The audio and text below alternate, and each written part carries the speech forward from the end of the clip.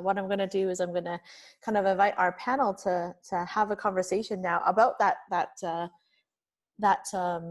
point that was just that question, really, because I think we can all talk about it. I think recognizing scholarship is more of a art than a science. I think that I've reflected on some of the stuff, so I'll in the chat, so I'll kind of like read it out. But the idea is there's a guy named Ernst Boyer who defined the scholarship in higher education as kind of 4 different categories. Scholarship is discovery, that would be like the Higgs boson, bench research for us in medical field. It might be field work for some people in anthropology or the nursing field, depending on how you do things. So that's definitely kind of like the knowledge for knowledge's sake, like really getting out there and finding out something new about the world. And that's pretty awesome. The scholarship of application. So that's where I think with our clinicians, we might think about like randomized controlled trials. For us who are more education minded, it might be like actually looking at whether or not this kind of spaced repetition works compared to that type of execution of a curriculum, for instance. So trying to clarify something about like the actual application of a concept. It might be looking at scholarship and integration. So that might it might be like thinking through something, pulling together ideas from multiple fields. I also think about like RCTs being singular studies. You can also think about reviews and meta-analyses as another way to kind of synthesize and integrate different kinds of scholarship together. So that's another kind of scholarship. And then there's like the scholarship of teaching. So for those of you who are educators and identify with that, then some of this obviously also speaks to that. The idea is that we can often pull together different ways that we can advance the art, craft, or the business of teaching. So whether it's publishing a lesson plan in MedEd portal, or putting together SimCase that you can publish on emsimcases.com, these are ways that you can contribute to the business of doing teaching and put yourself out there. Sherbino, you also raised the idea of glassing. So do you want to speak about that a little bit? Yeah, so you can do work, and I think this is what Mike was talking about at the start. So you can do the work that's required of your position, that you're either required as a faculty member as an expectation or as part of your paid position, and deliver high quality that's based on evidence and put together something. Or you can build something that actually advances the field for health professions education moving forward. And so GLASSIC has 6 criteria, but briefly, essentially what defines something as being scholarly is it's embedded or builds on theory. So it doesn't come from nowhere, because as innovative as your creation might be, you haven't developed a completely new way of thinking or seeing the world. You're standing on the shoulder of giants. So you connect it to theory. It's something original, so it hasn't been replicated. It hasn't been designed or built before. It might be something that has been modified for the unique context in which you are applying or using it. It's then peer reviewed so that there can be critique and people can look at it and say, okay, have you thought about this? Have you refined it? Which is basically one of the fundamentals of what we believe is the domain of science. And then the last part is distributed so that it's widely accessible, so that other people can benefit it. So if it's just a really great idea that you do locally in your institution and it's never shared widely, it doesn't really meet that standard of scholarship because it can't influence and move the whole field forward, building on your innovation. And so when you start thinking about scholarship in that way, it becomes a very different way of understanding some of the work that you're doing. And you're saying, well, I'm never going to run a randomized controlled trial because I'm in charge of doing faculty development at our institution. And that doesn't seem like a very efficient way. And all the scientists at my institution just talk to me about regression analysis. It's a very legitimate approach in health professions education to see innovations that build on theory, are new, are peer-reviewed, and then widely disseminated. Those are legitimate forms of scholarship to which the academy owes recognition to you as someone who moves it forward, and is a very appropriate way for you to develop your own academic arc and advancement at your institution. Yeah, and I think, Mike, maybe I'll ask you to speak a little bit more, because you do some health professions education work, but you also do quite a bit of content around the scholarship application for your ultrasound work.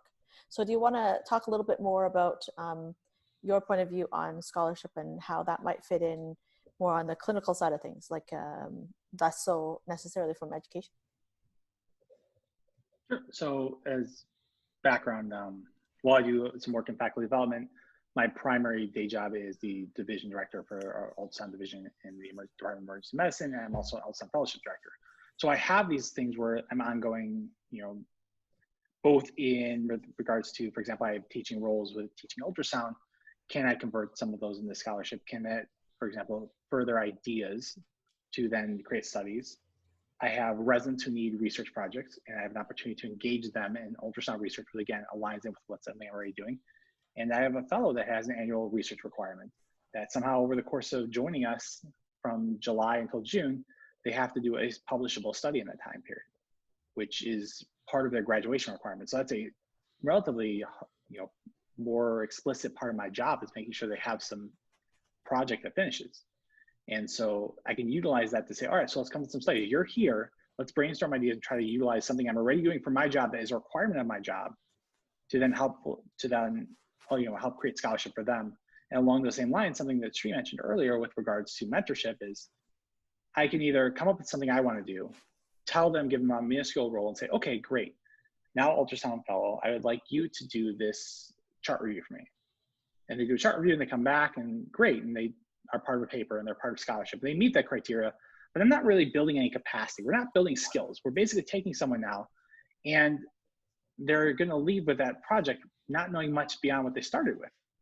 Or I can empower them to be a bigger part of the project. I can start at the onset and say, how would you do this study? I know how I would like to do it, but I pause and let them come up with a study design. And then we talk together, we talk it through, we discuss feasibility. And then we come up with a study together.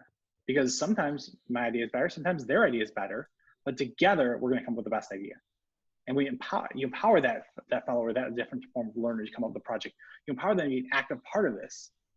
And you're able to come up with scholarship in a way that actually furthers the field. It furthers that person's education, and it creates way more capacity in something that I have to do anyways. Yeah, that's a really good point. And Sree, I mean, I think I've seen you write this many times, but the idea of you go further if you go together. I might ask you to speak a little bit about that teamwork. And I think you kind of alluded to it earlier, that the idea might be that between multiple authors, and I think Mike also hinted at it, you might actually form a cluster, a small grouping of people that interact and work on different aspects of a project or a program of research together or scholarship together. Maybe could you speak a little bit to kind of how you've operationalized that? Yeah, I think Teresa's talking about, the kind of the motto for faculty incubator is, if you want to go fast, go alone. If you want to go far, then go together. And when I had applied for a faculty incubator now 3 years ago, that really stood out to me as, how do you build this network of colleagues and lifelong friends as well that can really help you to grow as a person and learn these skills. And I think that's where the collaboration really can make a lot of projects and ideas really come to fruition. I think before I had joined the faculty incubator, I was in that realm of, I have all these ideas, but I could never figure out what were the actual steps to get from a great idea to actually a finished product that's valuable and disseminated widely. And that's where having that collaboration and that networking can really help you to, like Mike was saying, you could jump onto a project and write your portion of it, but you never learned the skills to actually understand those little steps to actually go from start to finish. And so with collaboration, what I found is really helpful is it is nice to have a big group, but you do need to have a leader. Most definitely you can have 1 to 2 leaders. Ideally, that's the first and last author who are really helping to get the project off the ground. So they have the idea for the project, and what I like to do is make it a collaboration. So I do like to have a either a Zoom meeting or something at the very beginning to kick it off to do what Mike was saying, which is hear everyone's idea about is this the best way to get this project off the ground? Is there any other aspects that we could do? I also do brainstorm later on, what else could we do with this information? We're doing this extensive lit search, so what else can we do with that information afterwards? Could we create a blog post? Could we pitch this as a workshop for a conference? So I always do kind of think about those multiple wins ahead of time, because that is a lot of investment of articles that you're reading and everything. So I definitely say agree with my colleagues, kind of thinking ahead to the next project and how to use that time that you're already investing is super important. But once you have your team of collaborators, I think it's really important to set kind of expectations early and deadlines as well, because I think that's what I've learned has been really the most helpful. I like what Mike does that I've stolen for myself is soft and hard deadlines, we call it. So it's so we have a hard deadline that no one else gets to know about, right? And that's usually about, I'd say, about 10 days to 2 weeks before later on. And so, for example, with one of my groups, we're writing a paper on coaching. So we said, you know, July 15th is the deadline. But me and my colleague who are leading the project were like, we actually will accept up until, you know, July 31st, but they just don't know that. They know that it's due on July 15th, and it gives them a little scramble time to get it done if they're not able to. So I think having a little grace period, if you will, can really help you to allow your collaborators to get involved, but still be able to have a little bit of grace if they're not able to get it done in time. So setting deadlines ahead of time and expectations about the work that you want, and also giving them an example of what the end product looks like is super important, so that if they're submitting their work to you and it's not at all what you're looking for, that's going to be actually much more work on the back end. So I think giving them some sort of example of, you know, this is what it's going to look like. I need like 3-4 paragraphs or this many words or this content addressed can really help you to not have to revise their whole section later on. So I think those are some of the kind of key points, and probably Mike and John could definitely, and Teresa, you as well, can chime in on, there's lots of other things with collaboration, but those are the main ones that have really helped me out. Yeah. If I could marry two ideas that Sree and Mike talked about, if we're all busy, and if the metrics of advancement in an academic role is scholarship, then to be efficient in achieving those metrics really requires you to be systematic and thoughtful, looking at something saying, I'm going to do this.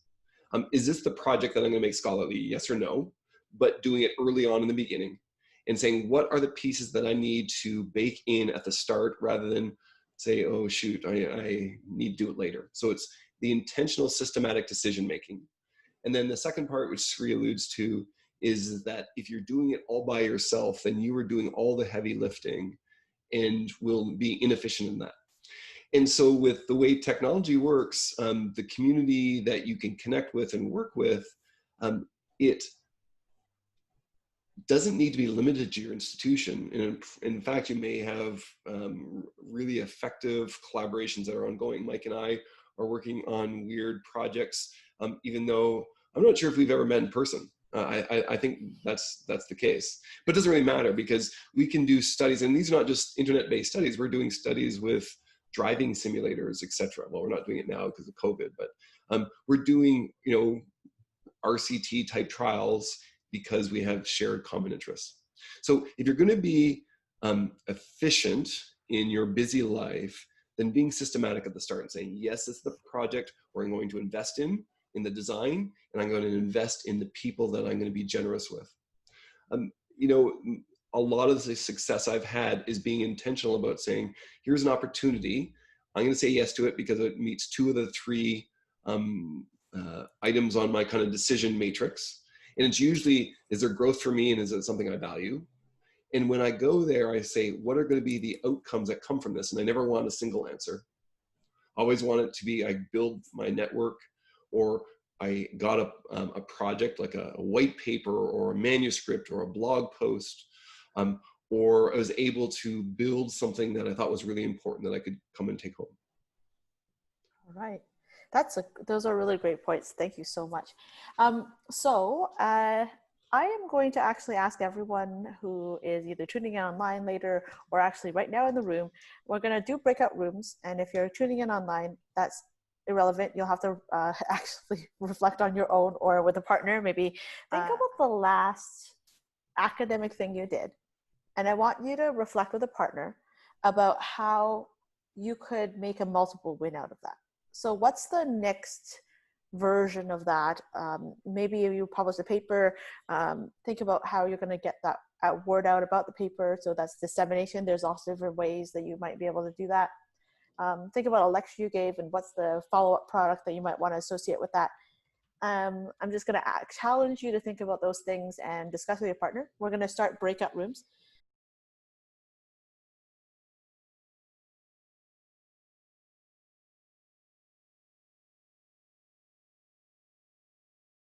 Back. Hopefully that was a useful couple of minutes for everyone, and that you had something in your mind that you hadn't thought of before, that so maybe your partner was able to give you insight, or that in reflecting out loud, you can actually do that.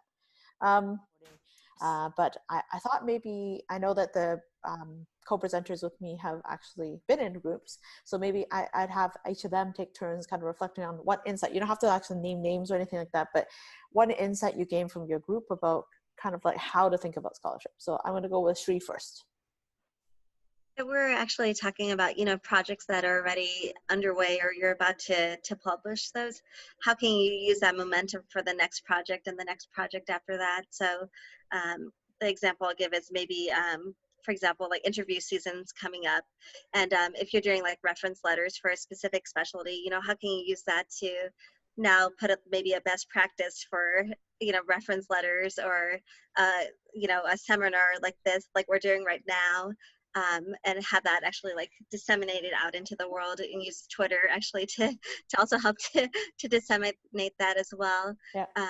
Or even like a do's and don'ts paper, right? Hey, Yeah. Here's all the great things that you should do in writing a letter of reference, and here's all the things that you should not do, and give examples. So there's lots of great ways that we're kind of talking about how to use a project that's already underway to then be the springboard for the next project and the next project and the next project. So you really get acknowledgement for the expert that you're becoming in that area.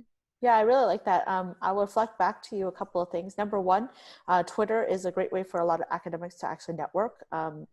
John Sherbino is the reason why I am on Twitter so much now. I blame it on him.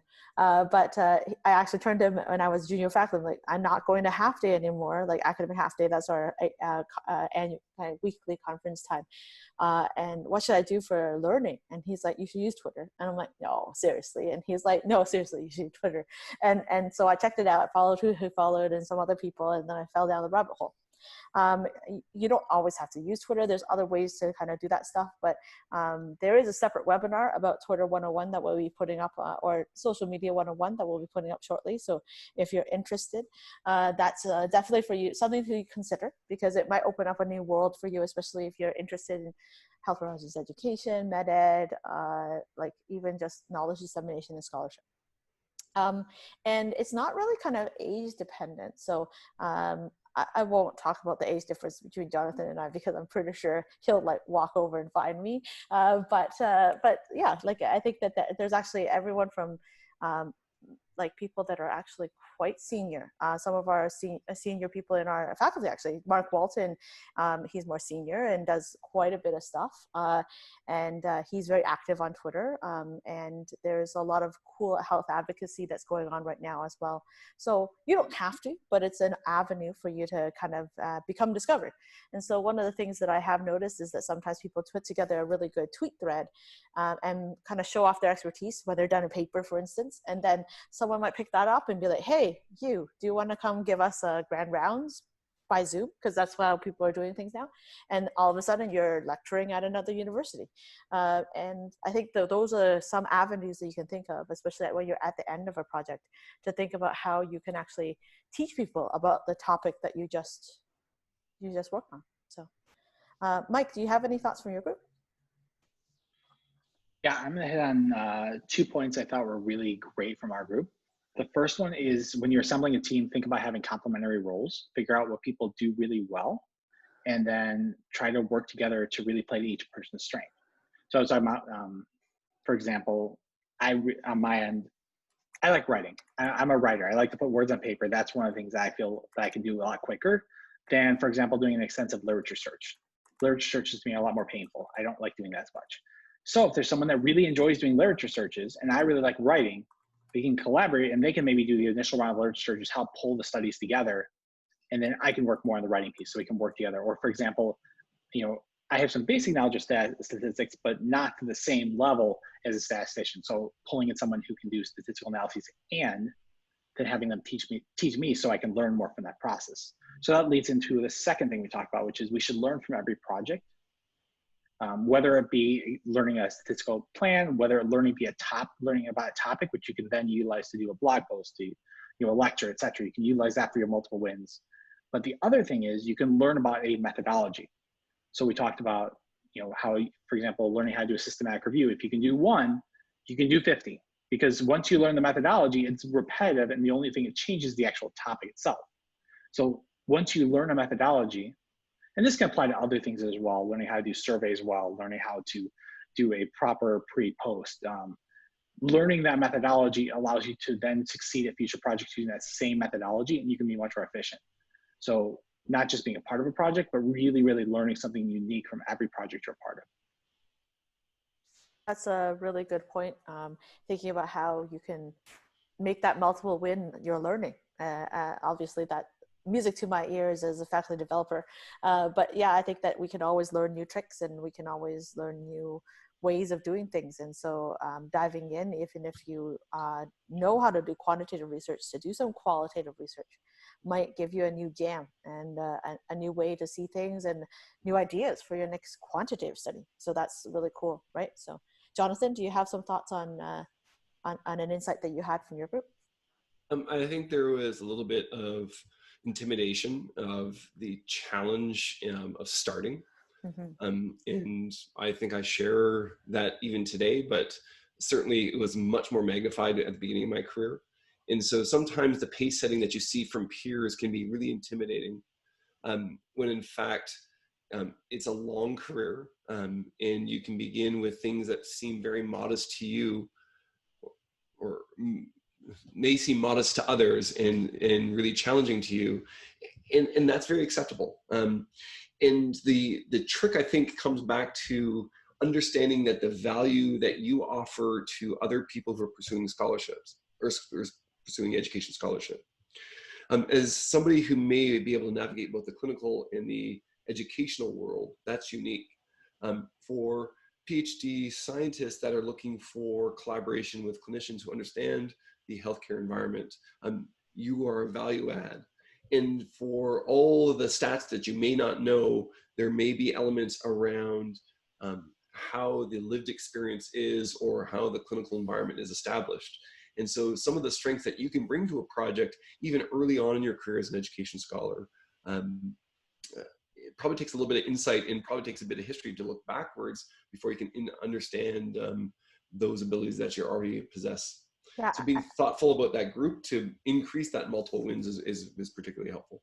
Yeah, I think that's a really great insight. We talked about going together and forming teams, but that team might be kind of like the Avengers, right? Like you have an Iron Man, you have a Spider-Man who's just apprenticing in, and you can actually you can have different roles for different people. And so if you've never done a qualitative study, but there's colleagues who are doing a qualitative study and they want your insights as a clinician or as an educator in a particular situation, riding shotgun and doing exactly what Mike said about learning and being humble about that, as Sree kind of pointed out, and putting it all together, I think that's pretty awesome. So definitely wanted to highlight that. But